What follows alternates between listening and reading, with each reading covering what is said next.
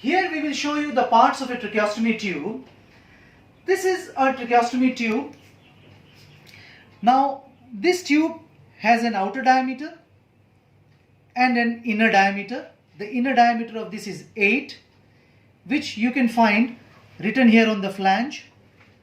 The length of this tube from the flange to the tip of the tracheostomy tube is 75.5. By this you know how well you have entered inside, because in some obese people this length may not be enough for the tracheostomy tube to reach the appropriate place in the trachea from the skin. So you got to use an adjustable flange whereby you can increase the length which goes distal to the flange. This is the tube which remains inside. This is the flange which secures the tube to the neck, and these fenestrations here are used to tie the tube around the neck. There is a bulb present here which is similar to what we see in an ET tube, and this, when inflated, abuts against the tracheal wall. There could be tracheostomy tubes without the cuff as well. Cuff tubes should be used whenever we ventilate the patient, otherwise there will be too many leaks, and whenever we look for airway protection. Some of these tubes may also have a subglottic suction, as it is seen in endotracheal tubes. Now you can see a purple tube which is inside the tracheostomy tube. This is an obturator. It keeps the lumen occluded and the distal end of it is smooth and tapering. So when you introduce the tracheostomy tube, this ensures smooth entry and also avoids injury. This remains latched here, and after the tube has been introduced, you got to pull it back, take it out, and now the tube is ready for ventilation.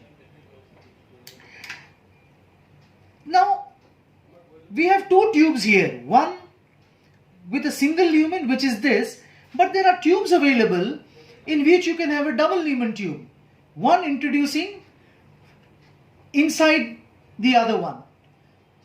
The other thing you can see in this tube is the presence of fenestrations. There are holes on the upper side of the tube, so when the tube is placed like this on the patient, these holes allow the air to pass through the tracheostomy tube beyond the vocal cords and then through the mouth. So this is used when we desire the patients to speak. They may also clear some secretions from these ports, but the presence of these ports predispose to aspiration. And also, if we are ventilating the patient and keeping the pores open, they will lead to leaks. Now you have two inner tubes, one with fenestrations. So if you want the fenestration function to continue, you introduce this tube. You will see that fenestrations match each other, and the tube should be pushed well so that it locks, and now when you have to pull it out, there is a ring which you can pull to take the tube out. But if you do not want the fenestrations to work, then you can use a tube without fenestration. So once we introduce this one, there will be no leaks, the patient will not be able to cough. Now why these double lumens? How else do they help? They help in cleaning. Otherwise, in single lumens, you have to introduce a catheter and clean. When introducing a catheter for cleaning, please remember that the catheter has to be introduced to the length of the tracheostomy tube, and the catheter should not go too much beyond the tip of the tracheostomy tubes. So you know this length, so you introduce your catheter accordingly so that you do not overshoot the tip significantly. Now if you have another tube inside and if you need to clean, all you need to do is take this tube out and clean it. It can be cleaned with sterile water, and you can introduce a brush which can clean the inner lumen and then reintroduce and lock it in place for further use. This cleaning can be done 2 to 3 times.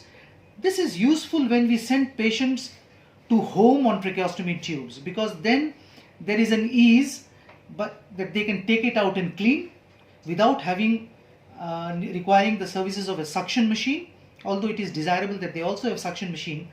And the other thing is, if there is a sudden block, the patient or the caretaker can immediately pull the tube out so that the outer tube lumen is patent and the patient can continue to breathe till you have cleared the inner tube. So you can choose a double lumen tube or a single lumen tube.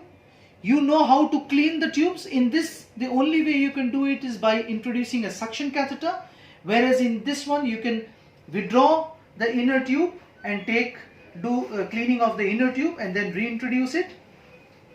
You can choose a fenestrated tube or a non-fenestrated tube depending on your needs. You can occlude the fenestrations by the inner tube, again depending upon your need. Fenestrations will cause air leak, so in ventilated patients they should be kept closed, but they allow the patient to speak. You can have a speaking valve attached here as well, but this fenestrations may also help them to attain some kind of speech. And when we wean them off, when we planning to take the tracheostomy tube off, we can look at how we can let the patients breathe actually through these fenestrations, and also they can maybe clear the secretions through these fenestrations. This is the basic parts of the tube. The other thing you can see is the size of the tube on the flange, the length on the flange, and the inner diameter. The diameter of the inner tubes is less than this. So this is 8 size, but this inner diameter is 7 size. That you should consider whenever you introduce a double lumen tube into a patient. That's done.